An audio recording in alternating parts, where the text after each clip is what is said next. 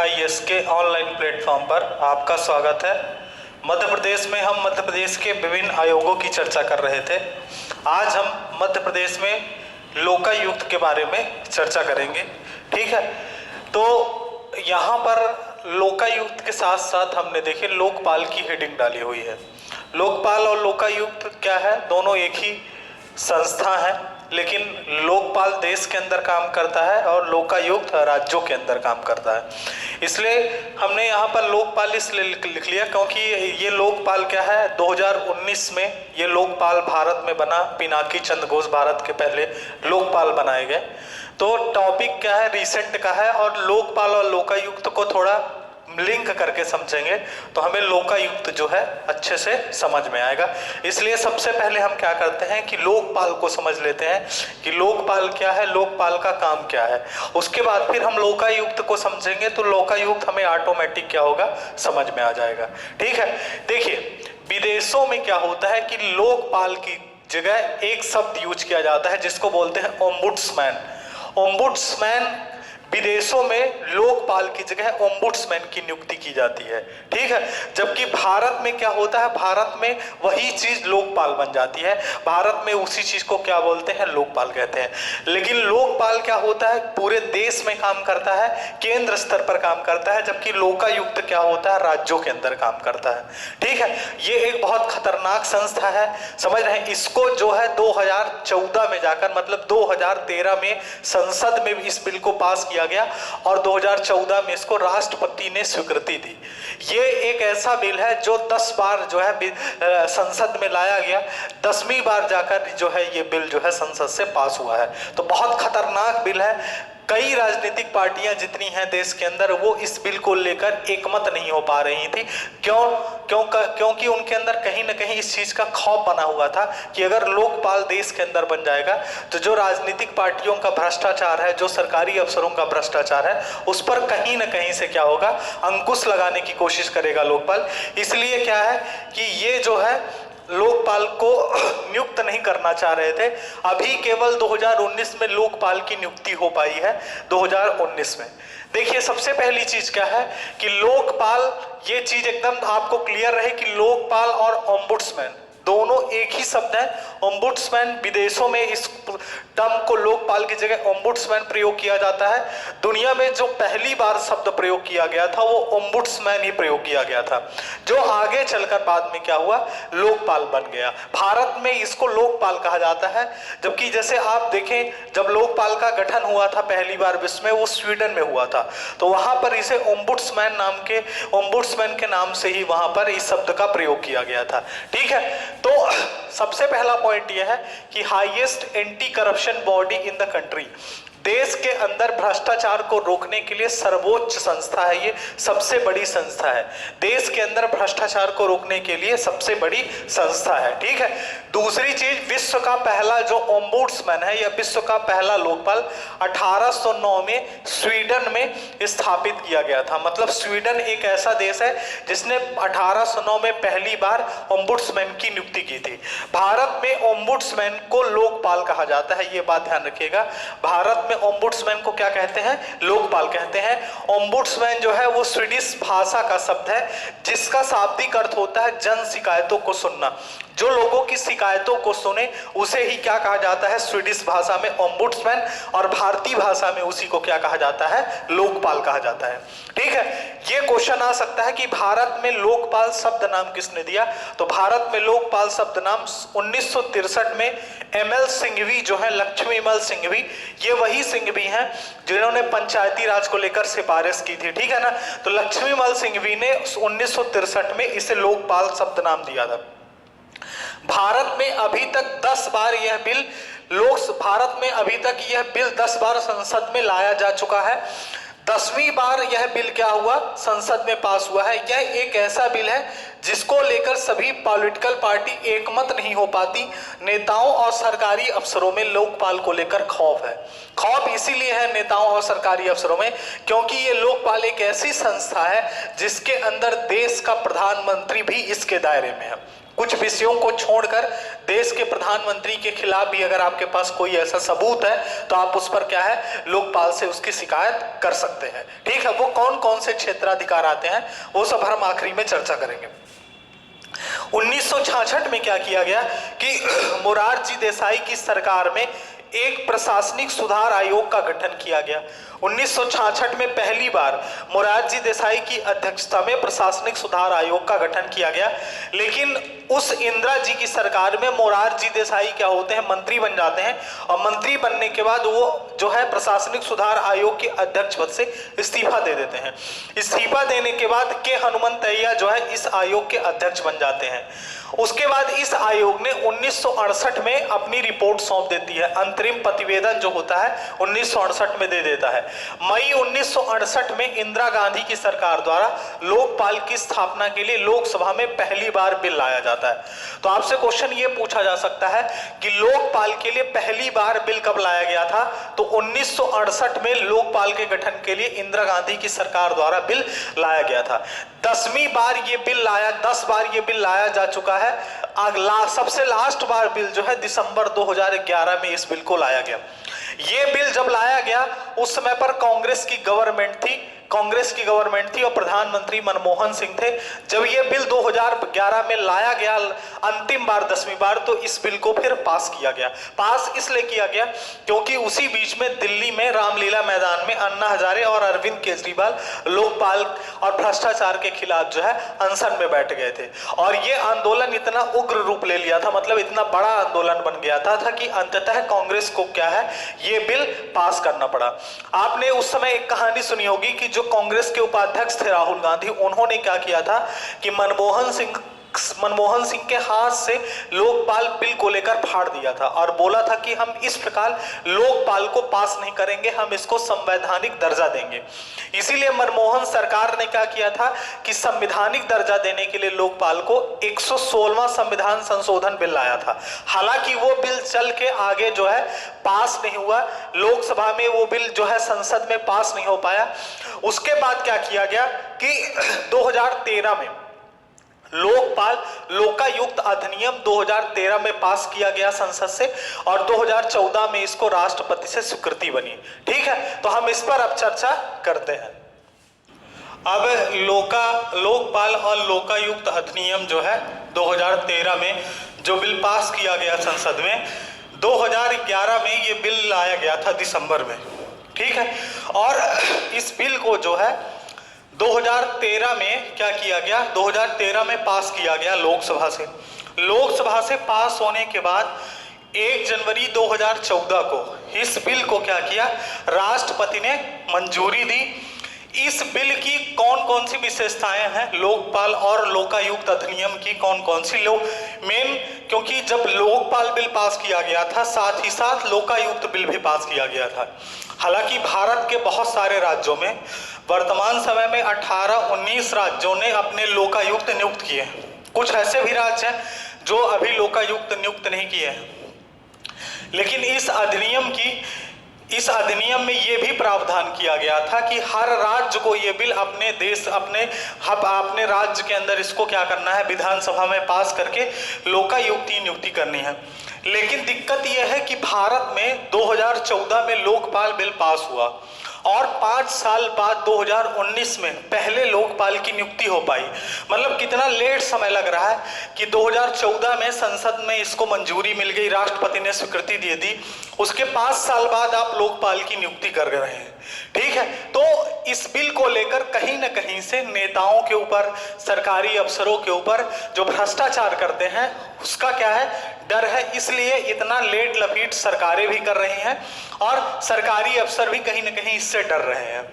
इसका ढांचा क्या है, ढांचा ये है कि लोकपाल क्या है, लोकपाल में टोटल 9 सदस्य होते हैं, जिसमें एक सभापति होता है जिसको अध्यक्ष भी हम कह देते हैं, और 8 अन्य सदस्य होते हैं। ठीक है ना, 8 जो है 8 इसमें अन्य सदस्य है। टोटल मिला के कितने सदस्य हैं, टोटल मिला के इसमें 9 सदस्य हैं। अब एक चीज ध्यान रखिए कि जो लोकपाल है विदेशों में क्या है कि लोकपाल विदेशों में जो ओम्बुड्समैन है वो एक व्यक्ति होता है।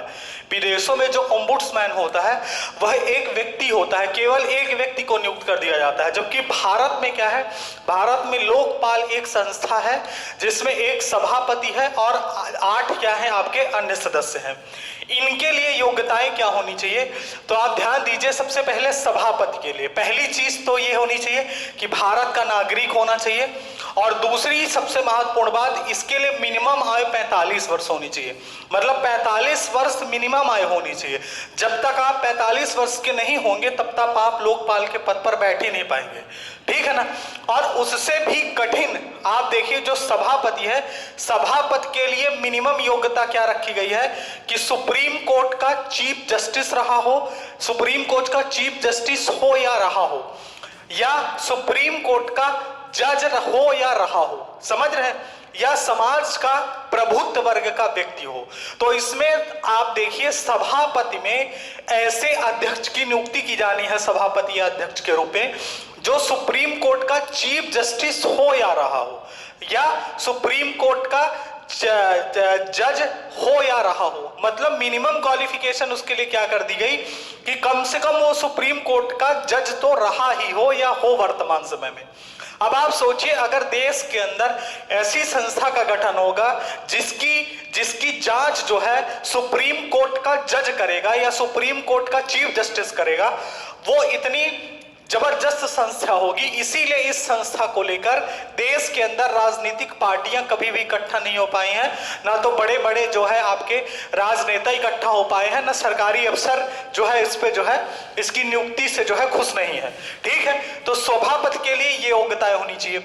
दूसरी चीज, इसमें जो 8 सदस्य हैं उनमें से 8 में से 4 सदस्य जो है वो न्यायिक पृष्ठभूमि से आने चाहिए, मतलब जुडिशियल बैकग्राउंड से आने चाहिए। इनमें से क्या होगा कि जो आपके 4 सदस्य न्यायिक पृष्ठभूमि से आएंगे उनके लिए मिनिमम योग्यता क्या रख दी गई कि वो सुप्रीम कोर्ट का जज हो या रहा हो, और दूसरी चीज हाई कोर्ट का चीफ जस्टिस हो या रहा हो। तो जो 4 सदस्य हैं जो न्यायिक पृष्ठभूमि से आ रहे हैं उनके लिए भी योग्यता बना दी गई कि सुप्रीम कोर्ट का कम से कम सुप्रीम कोर्ट का जज हो या रहा हो, या हाई कोर्ट का चीफ जस्टिस हो या रहा हो। उसके बाद आप देखिए जो ये सदस्य चुने जाएंगे 8 सदस्य और एक सभापति, 9 सदस्य। इन 9 सदस्यों में ओबीसी, एससी एसटी, महिला, अल्पसंख्यक, मतलब एससी एसटी ओबीसी महिला अल्पसंख्यक वर्ग से कम एक व्यक्ति होना चाहिए। यह भी बात ध्यान रखना है कि एससी एसटी ओबीसी महिला अल्पसंख्यक वर्ग से कम एक व्यक्ति होना चाहिए। दूसरी चीज, अगर आप किसी भी प्रशासनिक अधिकारी को, क्योंकि जो 4 पद बचे हुए हैं उन 4 पदों में आप क्या करेंगे, अगर किसी भी प्रशासनिक अधिकारी की नियुक्ति कर रहे हैं तो उस प्रशासनिक अधिकारी को प्रशासन का 25 वर्षों का मिनिमम अनुभव होना चाहिए। 25 वर्षों का मिनिमम अनुभव होना चाहिए अगर किसी प्रशासनिक अधिकारी की नियुक्ति जो है आप इन बाकी 4 सदस्यों के लिए कर रहे हैं। तो आप खुद सोचिए अगर ऐसी संस्था बनेगी, मतलब एकदम शुद्ध पवित्र संस्था बनने जा रही है जो देश में हर व्यक्ति की जांच कर सकती है, हर ऐसे सरकारी अफसर नेता जो भ्रष्टाचार करते हैं उन सब की जांच करेगा ये, ठीक है। अब देखिए इसकी नियुक्ति कौन करता है। इसकी नियुक्ति अगर आप देखेंगे, लोकपाल की नियुक्ति और अन्य सदस्यों की नियुक्ति राष्ट्रपति द्वारा की जाती है, लेकिन एक कॉलेजियम सिस्टम होता है, उस कॉलेजियम सिस्टम की सिफारिश पर जो होती है इसकी नियुक्ति की जाती है। अब ये जो कॉलेजियम सिस्टम होता है इसमें प्रधानमंत्री होता है जो इस कॉलेजियम सिस्टम का क्या होता है, अध्यक्ष होता है। कॉलेजियम सिस्टम का अध्यक्ष जो है वो प्रधानमंत्री होता है। उसके अलावा इसमें एक लोकसभा स्पीकर होता है और विपक्ष का नेता होता है। भारत का मुख्य न्यायाधीश या उसके द्वारा नियुक्त कोई अन्य सदस्य भी इस कॉलेजियम का हिस्सा होता है, और भारत के राष्ट्रपति द्वारा नियुक्त कोई अन्य व्यक्ति। ये 5 लोग इस कॉलेजियम सिस्टम का हिस्सा होते हैं, और इस कॉलेजियम सिस्टम का हिस्सा होने ये 5 लोग डिसाइड करते हैं कि कौन लोकपाल के पद पर क्या होगा, नियुक्त किया जाएगा। इसका कार्यकाल क्या होगा, इसका कार्यकाल जो होता है वो 5 वर्ष या 70 वर्ष होता है। मतलब आपका कार्यकाल अधिकतम 5 वर्ष होगा या 70 वर्ष की एज में आप क्या होंगे, रिटायर हो जाएंगे। शपथ कौन दिलवाता है? लोकपाल को शपथ जो होता है राष्ट्रपति दिलवाता है, और अन्य सदस्यों को जो शपथ होती है वो क्या होता है? लोकपाल दिलवाता है। लोकपाल को सदस्य शपथ जो है राष्ट्रपति दिलवाएगा, और अन्य सदस्यों को शपथ जो है वो आपका लोकपाल दिलवाएगा। तो ये लोकपाल से संबंधित महत्वपूर्ण फैक्ट है। अब हम देखेंगे कि लोकपाल का क्षेत्राधिकार क्या है। लोकपाल के क्षेत्राधिकार में क्या क्या आता है, कौन कौन से व्यक्ति, कौन कौन से अफसर जो है लोकपाल के दायरे में आते हैं। अब देखिए, जो लोकपाल है, लोकपाल को जो दर्जा दिया जाता है वो जो सभापति होता है उसको सुप्रीम कोर्ट के चीफ जस्टिस के बराबर का दर्जा रहता है, ठीक है ना। जो इसका सभापति होता है उसको सुप्रीम कोर्ट के चीफ जस्टिस के बराबर होता है, और अन्य सदस्यों को हाई कोर्ट के जस्टिस के समान जो है दर्जा प्राप्त होता है। इसीलिए इनको जो वेतन रहती है, जो सभापति होता है उसको वेतन जो होती है सुप्रीम कोर्ट के चीफ जस्टिस के बराबर मिलती है, और जो अन्य सदस्य होते हैं उनको हाई कोर्ट के जस्टिस के समान वेतन मिलती है। तो इनको सेम उसी प्रकार जिस प्रकार सुप्रीम कोर्ट और हाई कोर्ट के जस्टिस को सैलरी दी जाती है जितने अमाउंट में, उतनी ही सैलरी इनको भी दी जाती है। अब देखिए, इनको हटाने का जो प्रोसीजर है वो प्रोसीजर वही है जिस प्रकार सुप्रीम कोर्ट और हाई कोर्ट के जस्टिस को महाभियोग द्वारा हटाया जाता है। और महाभियोग आप जानते हैं एक कठिन प्रक्रिया है। केवल इनको कदाचार और अक्षमता के दोषी पाए जाने के कारण इनको हटाया जा सकता है। अब देखिए, सबसे महत्वपूर्ण चीज है, यहां से बहुत अच्छा क्वेश्चन बन सकता है। लोकपाल के क्षेत्राधिकार के बारे में पूछ सकता है कि लोकपाल के क्षेत्र में कौन कौन से लोग आते हैं। देखिए, सबसे पहले प्रधानमंत्री लिखा हुआ है। लोकपाल के क्षेत्राधिकार में प्रधानमंत्री की भी लोकपाल जांच कर सकता है, लेकिन उसके कुछ ऐसे मामले होंगे जिन पर क्या होगा कि जांच नहीं कर सकता लोकपाल। वो कौन कौन से मामले हैं? एक, परमाणु ऊर्जा से संबंधित अगर किसी प्रकार का डिसीजन लिया गया है, आंतरिक सुरक्षा से संबंधित किसी भी प्रकार का डिसीजन लिया गया है, विदेशी संबंधों से संबंधित किसी भी प्रकार का डिसीजन लिया गया है, और लोक व्यवस्था के बारे में अगर कोई भी निर्णय लिया गया है। इन 4 मामलों में प्रधानमंत्री के खिलाफ जांच लोकपाल नहीं कर सकता है, बाकी अन्य सभी मामलों में लोकपाल जांच कर सकता है। दूसरी चीज, केंद्र सरकार के सभी मंत्री, वर्तमान मंत्री और पूर्व मंत्री, इनके खिलाफ भी ये जांच कर सकता है। सभी वर्तमान सांसद और पूर्व सांसद जो है उनके खिलाफ भी ये जांच कर सकता है। भारतीय सेवाओं के सभी वर्तमान अधिकारी एवं सभी रिटायर अधिकारी जो है उनकी भी जांच लोकपाल कर सकता है। केंद्रीय सेवाओं की सभी श्रेणियों के अधिकारी एवं जो पूर्व अधिकारी हैं उनकी भी जांच करेगा लोकपाल। संसदीय अधिनियमों से स्थापित सभी संस्थाओं के अधिकारी, कर्मचारी एवं पूर्व अधिकारी व कर्मचारी की भी जांच लोकपाल करेगा। अगर मान लीजिए कोई भी भारत का व्यक्ति, जैसे भारत के राजदूत हैं, एम्बेसडर हैं, जो विदेशों में नौकरी कर रहे हैं, और वहां पर भी जो भी कर्मचारी भारत के काम कर रहे हैं उनके खिलाफ अगर जांच करनी है तो लोकपाल उनके खिलाफ भी जांच कर सकता है। विश्व के किसी अन्य भाग में कार्यरत भारत सरकार के अधिकारी, कर्मचारी व पूर्व अधिकारी या कर्मचारी की भी जांच लोकपाल कर लेगा। तो आप देखिए, इसमें सभी अधिकारी, मतलब ये स्पष्ट क्लियर हो गया कि लोकपाल एक ऐसी संस्था है जो भारत के अंदर हर व्यक्ति की जांच करेगा। अगर उनके ऊपर भ्रष्टाचार, आपको लगता है कि भ्रष्टाचार उन्होंने किया है, तो लोकपाल उसकी जांच कर सकता है। लेकिन एक चीज ध्यान रखिए कि लोकपाल स्वयं किसी को सजा नहीं देता है, कि लोकपाल अगर किसी दोषी व्यक्ति को पाया है तो उसको सजा न्यायालय देगा, लोकपाल किसी को सजा नहीं दे पाएगा। लोकपाल किसी भी व्यक्ति को जांच के लिए सम्मन जारी कर सकता है। सम्मन का अगर उन्होंने पालन नहीं किया तो उनको गिरफ्तार भी कर सकता है। समझ रहे हैं? जो उनका जो मतलब जो रिकॉर्ड होगा, बयान दर्ज होगा, वो ऑडियो वीडियो दोनों रिकॉर्ड होगा। समझ रहे हैं ना? ये सब प्रोसीजर होता है। और दूसरी चीज, सीबीआई जो आपका लोकपाल होता है, लोकपाल खुद अगर किसी व्यक्ति की जांच करवाना चाहता है तो भारत की जो संस्थाएं हैं जैसे सीबीआई है, उसको सीबीआई को वो क्या कर सकता है, सीबीआई से जांच करवा सकता है अगर कोई ऐसा केस फंसता है। ठीक है। दूसरी चीज, लोकपाल ऐसे मामलों की जांच नहीं करता है जो 7 साल पुराने केस हो, ये बात ध्यान रखिएगा। और तीसरी चीज, अगर आपने झूठी शिकायत की है किसी के खिलाफ, अगर झूठी शिकायत सिद्ध होती है जांच के बाद, तो आपको 1 साल की सजा हो सकती है और 1 लाख रुपए तक का जुर्माना लग सकता है। ये भी बात ध्यान रखना है। भारत के जो पहले लोकपाल नियुक्त किए गए हैं वो पिनाकी चंद्र घोष नियुक्त किए गए हैं 19 मार्च 2019 को। ये कलकत्ता हाई कोर्ट में चीफ जस्टिस रहे हैं पिनाकी चंद्र घोष। तो इनकी नियुक्ति जो है भारत के पहले लोकपाल के रूप में की गई है। ठीक है ना, तो ये सभी पॉइंट भारत के लोकपाल से रिलेटेड है। अब हम लोकायुक्त की बात करेंगे कि लोकायुक्त क्या है और मध्य प्रदेश में लोकायुक्त अधिनियम कब पारित किया गया। मध्य प्रदेश में विधानसभा में 1981 में ये अधिनियम पारित हुआ और फरवरी 1982 से इस अधिनियम को क्या किया, लागू किया गया। मध्य प्रदेश में लोकायुक्त जो है एक बार 1975 में भी मध्य प्रदेश की विधानसभा में पारित हो चुका था, लेकिन 1975 में जब राष्ट्रपति के पास गया तो राष्ट्रपति ने इसे पुनर्विचार के लिए विधानसभा में भेज दिया गया। फिर उसी बिल को पुनः 1981 में विधानसभा में पास किया गया। ठीक है, तो नेक्स्ट वीडियो में हम क्या करेंगे, क्योंकि थोड़ा सा क्या है कि आज कुछ काम है जिसके कारण वीडियो लोकायुक्त नहीं ले पा रहे हैं, तो हम नेक्स्ट क्लास में इस लोकायुक्त जो मध्य प्रदेश का पार्ट है उसको हम नेक्स्ट वीडियो में आपको कवर करा देंगे। ठीक है, धन्यवाद।